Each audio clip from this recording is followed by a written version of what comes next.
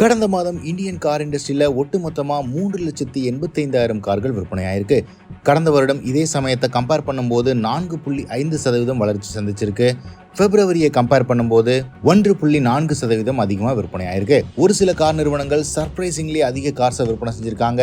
So without wasting time இந்தியாவில் அதிகமாக விற்பனை செய்கிற டாப் 10 கார் பிராண்ட்ஸை பற்றி இந்த வீடியோவில் பார்த்துடலாம். 10வது இடத்தை பிடிச்சிருக்கிறது Volkswagen நிறுவனம். கடந்த மாதம் 3,538 கார்களை விற்பனை செஞ்சிருக்காங்க.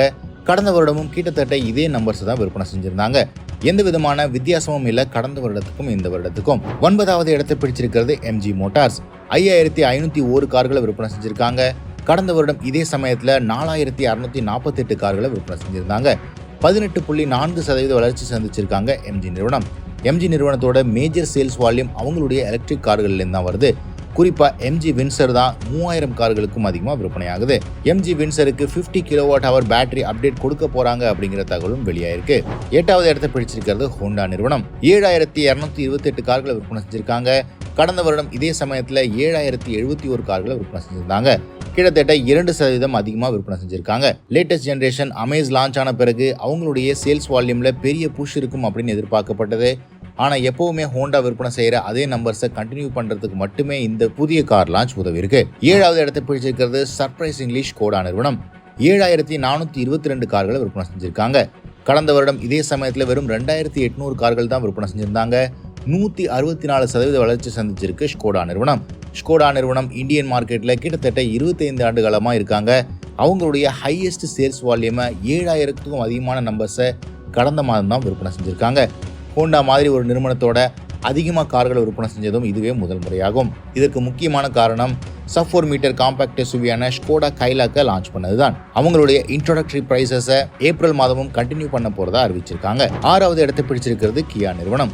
25,507 கார்கள் விற்பனை செஞ்சிருக்காங்க. கடந்த வருடம் இதே சமயத்தில் 21,400 கார்களை விற்பனை செஞ்சிருந்தாங்க. கிட்டத்தட்ட 19% வளர்ச்சி சந்திச்சிருக்கு கியா நிறுவனம். கியா சிரோஸோட லான்ச் இந்த வளர்ச்சிக்கு முக்கியமான காரணமா பார்க்கப்படுது. இந்த மாதத்தோட இறுதியிலேயே கியா காரன்ஸோட லேட்டஸ்ட் ஜெனரேஷன் லான்ச் ஆகவிருக்கு அப்படிங்கிற தகவலும் வெளியாயிருக்கு. 5வது இடத்தை பிடிச்சிருக்கிறது டொயோட்டா நிறுவனம். 28,373 கார்களை விற்பனை செஞ்சிருக்காங்க. கடந்த வருடம் 25,119 கார்கள் தான் விற்பனை செஞ்சிருந்தாங்க. கிட்டத்தட்ட 13% வளர்ச்சி சந்திச்சிருக்கு டொயோட்டா நிறுவனம். 4வது இடத்தை பிடிச்சிருக்கிறது மஹேந்திரா நிறுவனம். 48,048 கார்கள் விற்பனை செஞ்சிருக்காங்க. கடந்த வருடம் இதே சமயத்தில் 40,631 கார்கள் விற்பனை செஞ்சிருந்தாங்க. கிட்டத்தட்ட 18.3% வளர்ச்சி சந்திச்சிருந்தாலும் செகண்ட் பொசிஷனுக்கு டார்கெட் பண்ணிட்டு இருந்த மஹேந்திரா நிறுவனம் வழக்கம் போல 4வது பொசிஷனுக்கே தள்ளப்பட்டிருக்கு. 3வது இடத்தை பிடிச்சிருக்கிறது டாடா நிறுவனம்.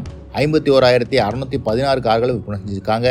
கடந்த வருடம் இதே சமயத்தில் 50,100 கார்களை விற்பனை செஞ்சிருந்தாங்க. 3% வளர்ச்சி சந்திச்சிருக்கு டாடா மோட்டார்ஸ். செகண்ட் பொசிஷனை ஹியூண்டே நிறுவனம் மறுபடியும் ரீட்டைன் பண்ணியிருக்காங்க.